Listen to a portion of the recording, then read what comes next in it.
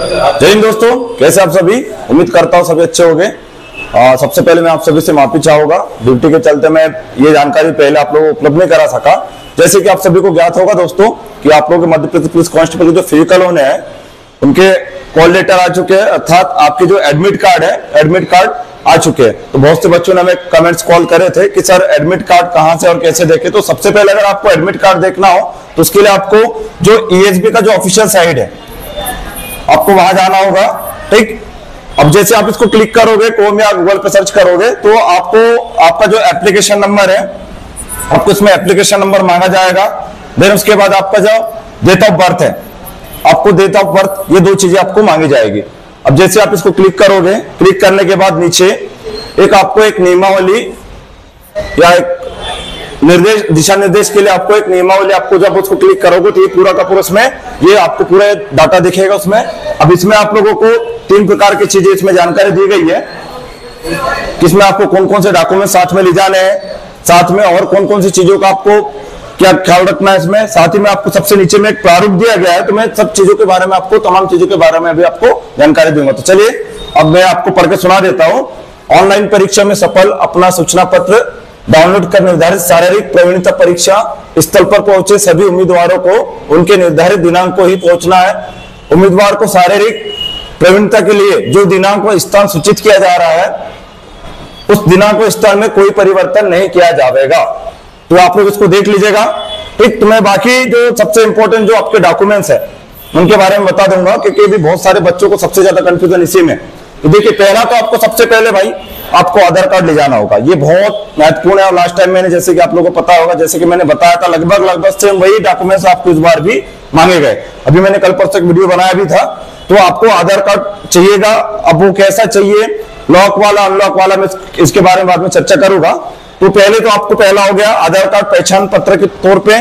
Then उसके बाद जन्म तिथि के प्रमाण पत्र के रूप में, तो मैंने आपको इसका भी बता दिया फंडा कि अगर आपके पास जन्म प्रमाण पत्र अगर नहीं है तो इसमें भी कंडीशन होता है, अगर आप सन 2000 के बाद के अगर हो, ठीक है, आपका जो डेट ऑफ बर्थ इसके बाद के 2000 के बाद का, तो आपको जन्म प्रमाण पत्र भी बन जाएगा। अगर ये नहीं है तो आप बिल्कुल परेशान ना हो, आपके पास जो 10वीं की जो मार्कशीट है इसी को मान्य किया जाएगा। आपकी जो भी इसमें जन्म तिथि होगी उसी को इसको मान्य किया जाता है। तो आपका जो 10वीं की जो मार्कशीट है उसको आपको साथ में ले जाना पड़ेगा, 10वीं और 12वीं की। चलो, उसके बाद शैक्षणिक योग्यता संबंधित प्रमाण पत्र, तो अब आपके पास जो भी हो, चाहे 10वीं हो, चाहे फिर 12वीं हो, चाहे फिर ग्रेजुएशन संबंधित जो भी आपके पास डॉक्यूमेंट्स हो। ठीक है, अगर आप टेक्निकल विभाग से हो, ठीक है, अगर आपने रेडियो के लिए क्वालिफाई करे तो आपके पास जो भी डिप्लोमा मांगा गया होगा वो आपको साथ ले जाना होगा। देन उसके बाद मध्य प्रदेश रोजगार कार्यालय का जीवित रोजगार पंजीयन। अब इसमें सबसे ज्यादा ये सरदर्द है। अभी हम थोड़ी देर बाद इसको बताएंगे इसमें आपको आपके साथ क्या कंडीशन होना है और किन बच्चों को यहाँ पे दिक्कत होगी, उसके संबंध में आप लोगों को मैं जानकारी दूंगा। तो चले आगे चले। अब यहाँ पे आप देखिए, जो SC है, ST है, OBC के बच्चों को आपका जो भी आपका जो कास्ट सर्टिफिकेट है, कास्ट सर्टिफिकेट आपको ले जाना पड़ेगा। उसके बाद हमने लास्ट टाइम बताया था जो होमगार्ड है, होमगार्ड वालों के लिए भी इसमें क्या क्या कंडीशन है, वो छूट वगैरह आप लोग देख लीजिएगा। इसमें हमने बताया था आप लोगों को सबसे महत्वपूर्ण है कि आपको आपके जो विभाग है, विभाग के जो हेडक्वार्टर के आपके जो CO साहब होंगे उनसे आपको ये बनवा के ले जाना पड़ेगा। और आपकी जो सेवा काल जो है, सेवा काल कम से कम आपकी 3 साल की होनी चाहिए। अगर आपने 3 साल अगर होमगार्ड में अगर आपने सर्विस करे हो तभी आपको इस एग्जाम के लिए योग्य माना जाएगा। चलिए नेक्स्ट पॉइंट को हम देखते हैं। तो देखिए, इसके पहले आपको हमने होमगार्ड का बता दिया, जिसमें आपको आपका जो सेवा काल है आपको 3 साल का अनिवार्य है। देन उसके बाद अगर हम बात करते हैं एक्स सर्विसमैन, तो इसमें आपको जो सर्टिफिकेट लगेगा ये कहां से बनाना है, तो मैंने इसके पहले वाली वीडियो में बता दिया था, तो भी मैं अभी बता दे रहा हूं कि प्रत्येक जिला में इसका एक बोर्ड होता है और उस बोर्ड से आपको ये सर्टिफिकेट बना के ले जाना होगा। देन उसके बाद जो NCC है, तो ये लास्ट टाइम मैंने नहीं बता पाया था, NCC के लिए भी आपको बच्चा यहाँ पे जो C सर्टिफिकेट है, C सर्टिफिकेट आपको साथ में ले जाना होगा, क्योंकि जब आप लोगों ने फॉर्म फिल करे होंगे तो उस समय आप लोगों को उसमें हाँ या ना में आपको क्लिक करना था। ठीक, तो जिस बच्चे के पास NCC C सर्टिफिकेट है उसको अपने साथ ले जाना होगा, क्योंकि आप लोगों को सभी को पता होगा इसमें आपको 5% आपके जो टोटल जो नंबर है उसमें आपको 5% अतिरिक्त नंबर आपको इसमें दिए जाएंगे। साथ ही में जो नेक्स्ट पॉइंट है, इसमें आपने मैं आपको बता दूं कि जो पूर्व से जो नियोजित उम्मीदवार है, मतलब जो ऑलरेडी सरकारी कर्मचारी है, तो उनके नियोक्ता के द्वारा जारी सेवा में होने वाला प्रमाण पत्र एवं नियोजक का अनापत्ति प्रमाण पत्र, मतलब कि हमने आपको बताया था लास्ट टाइम, जो एनओसी है, जब आप लोगों ने फॉर्म फिल करे हो गए थे तो उस समय क्या होता है कि आपको अपने विभाग से समतुल्य आपके जो विभाग है उससे आपको परमिशन लेना होता है, ताकि आपको बाद में कोई दिक्कत ना हो। तो अगर आपके पास एनओसी नहीं था होगा, ठीक, तो अभी भी आप अपने जो भी आला अधिकारी है, वरिष्ठ अधिकारी से आप परमिशन लेके आप एनओसी आप साथ में ले जाना पड़ेगा आपको। अब इसमें देखिए, अनुसूचित जाति, अनुसूचित जनजाति तथा पिछड़ा वर्ग कल्याण विभाग की अंतरजाति विवाह प्रोत्साहन योजना के अंतर्गत पुरस्कृत किसी दंपति में से उच्च जाति के पति पत्नी अभ्यर्थियों को आयु सीमा में छूट के लिए समक्ष प्राधिकारी द्वारा जारी किए गए पुरस्कार संबंधी प्रमाण पत्र, मान लीजिए कोई पुरुष है और वो एसटी कैटेगरी से बिलोंग करते हैं और कोई महिला ओबीसी कैटेगरी से बिलोंग करती है, अगर इन्होंने विवाह करा है, ठीक, तो आपको इसमें आपकी जो उच्च जाति होगी, तो इसमें जो ओबीसी है तो उसमें क्या महिलाओं को, उसमें जो महिला होगी महिला को इसमें पुरस्कार दिया जाएगा, ठीक, तो इसमें जो सर्टिफिकेट दिया जाएगा तो वो भी आपको साथ में ले जाना होगा, ठीक। उसके बाद अगर आप विक्रम पुरस्कार से सम्मानित हो तो आपको वो पुरस्कार वाला जो प्रमाण पत्र है, वो सर्टिफिकेट आपको ले जाना पड़ेगा। साथ में आप विवाहित है, मैरिड है, अगर आपके बच्चे हैं, ठीक, तो आपको उन बच्चों का जो जन्म प्रमाण पत्र है आपको साथ में ले जाना पड़ेगा। यहाँ पे इस पॉइंट पे बहुत से बच्चों को कंफ्यूजन रहता है कि सर मैं मैरिड हूं, मेरे को बहुत सारे बच्चों ने कमेंट भी कर रहे थे सर मैं मैरिड हूं, तो क्या मुझे मैरिज सर्टिफिकेट ले जाना होगा? नहीं, आपको बेसिकली ले जाना बच्चा, जो बच्चे अगर आपके, मान लीजिए आपकी शादी हुई है और आपके अगर बच्चे हैं तो उस बच्चे का आपको जन्म प्रमाण पत्र इसमें ले जाना होगा। चलिए हम आगे देखते हैं।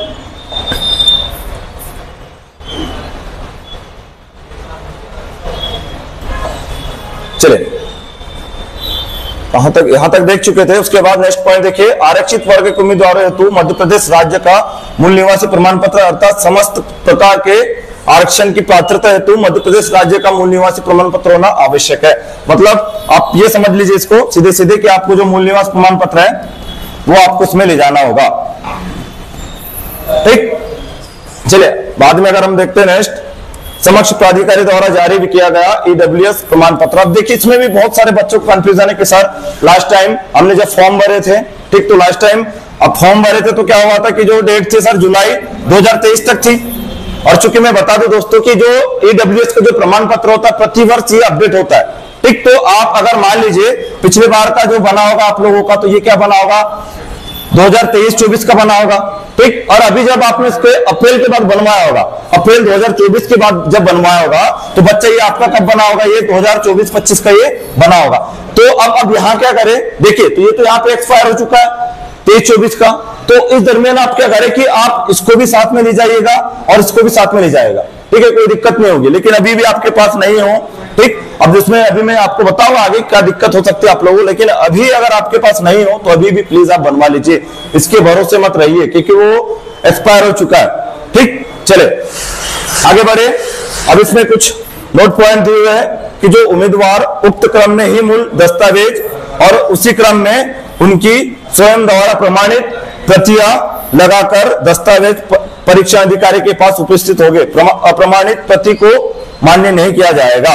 मतलब क्या हुआ कि देखिए अभी हमने आपको बताया कि जितने भी आपके जो सीक्वेंस में, जितने जिस सीक्वेंस में आपको यहाँ पे जिस लिस्ट में जो लिस्टेड किए गए जो डॉक्यूमेंट्स है आपको सेम उसी सीक्वेंस में आपको बताना होगा। तो देखिए इसमें एक चीज छूट गया है, इसमें आपका जो एडमिट कार्ड होगा ना बच्चा, ठीक, एडमिट कार्ड सबसे पहले होगा, ठीक, देन उसके बाद आपका आधार कार्ड, उसके अनुसार मैंने जो सीक्वेंस में आपको पूरे की पूरी जो चीजें बताई है वो आपको बिल्कुल सीक्वेंस से लगाना होगा। देन उसके बाद आपको सेल्फ असिस्टेड करना होगा, अपने खुद के साइन उसमें करने होंगे, जितने डॉक्यूमेंट्स होंगे हर जगह आपको खुद के साइन लगेंगे, ठीक। तो ये पूरा का पूरा आपका था पूरा डॉक्यूमेंट्स वाला।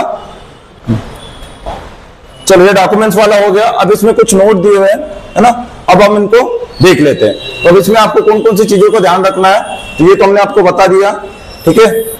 अब उसके बाद हम आगे देखते हैं तो नेक्स्ट पॉइंट इसमें क्या है उसको हम देख लेते, उसके बारे में चर्चा कर लेंगे।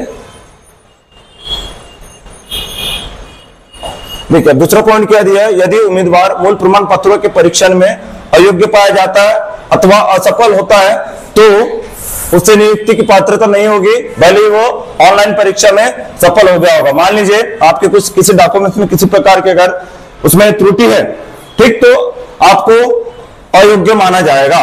देन उसके बाद उम्मीदवार को 800 मीटर दौड़ के लिए एक अवसर तथा लंबी कूद तथा गोला फेंक के लिए 3 अवसर दिए जाएंगे। ये तो सभी को आपको पता ही होगा। देन उसके बाद नेक्स्ट पॉइंट है शारीरिक प्रवीणता परीक्षा में आपका शामिल होना। आपकी ये सहमति मानी जाएगी कि आप इस परीक्षा में अपनी जिम्मेदारी पर शामिल हो रहे हैं। इस परीक्षा के दौरान यदि किसी कारण से आपको किसी प्रकार की चोट लगती है तो उसकी कोई जिम्मेदारी मध्य प्रदेश शासन या पुलिस विभाग तथा परीक्षा संचालित करने वाली अधिकारी नहीं होगी। ठीक, मतलब आप इसमें आपको जब आप अभी मैं बताऊंगा प्रारूप पत्र दिया जाएगा आपको, उसमें आपको साफ साफ लिखवा दिया जाएगा भाई कि बाय द वे कुछ होता है, ठीक, तो आप उसके खुद जिम्मेदार रहोगे। तो प्लीज मैं आप लोगों से रिक्वेस्ट करता हूं, क्योंकि मैं जैसे आप लोगों को पता होगा, मैं बहुत से बच्चों को फिजिकल की तैयारी करवा रहा हूं, तो दरमियान में देखता हूं बहुत से बच्चे स्टेरॉइड लगवा लेते हैं, बहुत से ऐसे दवाई गोली खा लेते हैं। भाई अपने नेचुरल तरीके से दौड़िए आप, तो आपको कोई दिक्कत नहीं होगी। ठीक, चले तो हम आगे देखें। उसके बाद नेक्स्ट पॉइंट है कि शासन द्वारा घोषित नियमों के अंतर्गत पात्र अनुसूचित जाति, अनुसूचित जनजाति एवं अन्य पिछड़ा वर्ग के उम्मीदवारों को प्रमाण पत्र प्रस्तुत करने पर आवेदन पत्र में दिए गए पते से परीक्षा केंद्र तक आने जाने के साधारण श्रेणी के किराए की प्रतिपूर्ति की जाएगी। अर्थात मैं ये तो मैं डायरेक्ट बोल दे रहा हूं आप लोगों कि आपको इसमें आप किरायानामा लगा के आप जो भी आपको जितना पैसा लगा होगा आप इतना पैसा ले सकते हो। इसके लिए आपको जो पासबुक है, पासबुक इसमें जरूरत पड़ेगी। देन उसके बाद यहाँ स्पष्ट किया जाता है कि उम्मीदवार के पास समस्त प्रमाण पत्र ऑनलाइन फला। हाँ, ये बहुत इंपॉर्टेंट है भाई, इसको थोड़ा आप देख लीजिएगा, मैं इसको बता रहा हूं। इसको थोड़ा 6 नंबर का जो पॉइंट है इसको थोड़ा समझ लीजिए, बाकी तो आप लोग पढ़ लीजिएगा।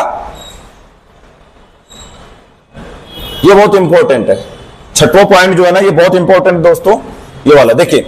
अब इसमें जहां साफ लिखा हो कि यहां स्पष्ट किया जाता है कि उम्मीदवार के पास समस्त प्रमाण पत्र ऑनलाइन आवेदन पत्र भरने की अंतिम दिनांक मतलब 10/7/2023 के पूर्व जारी होना अनिवार्य। मतलब कि आपने जो भी डॉक्यूमेंट, जैसे कि सबसे ज्यादा कंफ्यूजन यहाँ पे बच्चों का रोजगार पंजीयन को लेकर कि सर मैं फॉर्म भर रहा था, भरा तो तब मेरा ये जीवित था नहीं था।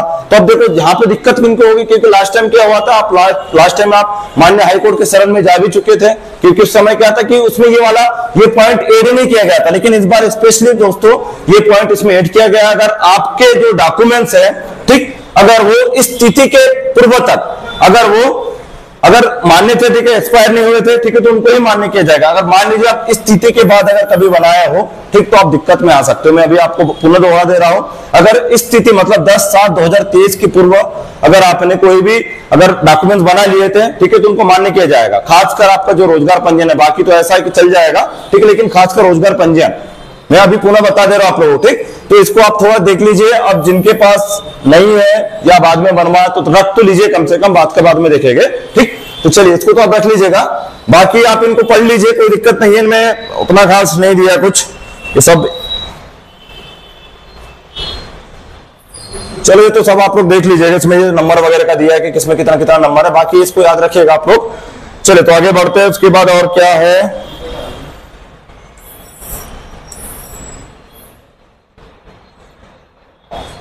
बारह पॉइंट में कुछ दिया क्या, ईएसबी फला। हाँ तो चलिए ये थोड़ा इंपॉर्टेंट, इसको देख लीजिए। ईएसबी की वेबसाइट से डाउनलोड परिणाम पर्ची, ठीक, की 2 प्रतियां, अपना आधार कार्ड, एक फोटो, इसको थोड़ा देखिए अच्छे से। ईएसबी की वेबसाइट से डाउनलोड परिणाम पत्र या आपकी जो पर्ची उसकी 2 प्रतियां, आधार कार्ड, एक फोटो तथा समस्त मूल प्रमाण पत्र एवं उनकी स्वयं प्रमाणित प्रतियां अपने साथ लाना अनिवार्य। इसमें आपको उनकी फोटोकॉपी भी लगेगी और आपकी जो ओरिजिनल है, ठीक है, ओरिजिनल जो आपके डॉक्यूमेंट्स है वो भी आपको यहाँ पे ले जाने होंगे। साथ में दस्तावेज के साथ आप फला 6 बजे तक जो भी स्थान उचित जगह दिया गया आपको, ठीक है, जो आपको स्थल है वहां पहुंचना आपको अनिवार्य होगा। बाद में ये तो बैंक पासबुक बैग हो गया, ग्राउंड के अंदर लाने की अनुमति दी जाएगी। फला अगर आप इसमें कुछ घूम हो जाता तो उसकी जिम्मेदार खुद रहोगे। मोबाइल चलाना इसमें आपको वर्जित किया गया है, बाकी तमाम चीजों के बारे में दिया गया है। तो इसमें मेनली जो सबसे इंपॉर्टेंट है कौन सा, एक तो आपका ये वाला कौन सा है 12 पॉइंट, ठीक, इसमें आपको जो आपका जो परिणाम पर्ची है उसकी 2 प्रतियां, आधार कार्ड, एक फोटो, समस्त मूल प्रमाण पत्र आपके जितने भी मैंने आपको इसके पहले बताया वो। ठीक, उसके बाद हमने जो छठवां पॉइंट बताया था ना, छठवां पॉइंट इसमें इंपॉर्टेंट है और बाकी तो आप लोग पढ़ लीजिएगा,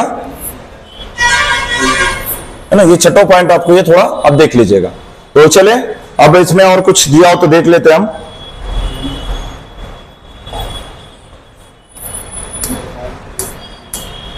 प्रारूप दिया हुआ था, हाँ अच्छा ठीक ठीक, ये सॉरी ये प्रारूप भाई ये भर के आपको ले जाना है अपने साथ जब आप लोग जाओगे ग्राउंड में। ठीक, तो ये प्रारूप आपको भरना, जो भी हो ABCD, जो भी आप अपना नाम फला फला ये हो गया, इसमें जो भी दिया होगा ये। ठीक, और जो भी चिन्ह वगैरह आपने जो भी पहचान के तौर पे जो भी होगा, इसमें अपना नाम, रोल नंबर, परीक्षा केंद्र, मोबाइल नंबर, ये सब चीजें अपने साइन वाइन करके आपको ये भर के देना होगा। तो ये इस प्रकार के कुछ चीजें थी। ठीक है, ये आपको साथ में ले जाना होगा। ठीक, तो मैं उम्मीद करता हूं दोस्तों कि ये जानकारी आप लोगों सभी को अच्छी लगी होगी। साथ ही किसी बच्चों को अगर दिक्कत हो या कुछ पूछना हो तो बिल्कुल आप कमेंट कर सकते हो या हमारे नंबर पर कॉल कर सकते हो। ठीक, तो ये सब चीजें थी कि पहला तो डॉक्यूमेंट्स हमने बता दिया, देन उसके बाद आपको कौन सी चीजों को ध्यान रखना है वो भी बता दिया। अब आपको कहाँ कौन सी समस्या आएगी वो अब जिस दिन आप लोगों को फिजिकल स्टार्ट होगा मैं पुनः उसको मैं दोहरा दूंगा और बता दूंगा, क्योंकि मैं कोशिश करूंगा कि जब आप लोगों के फिजिकल स्टार्ट होगी तो उसके पहले जाके कुछ ऐसे कुछ अपडेट दूं आप लोगों को, ताकि आप लोगों को ज्यादा परेशानी ना हो।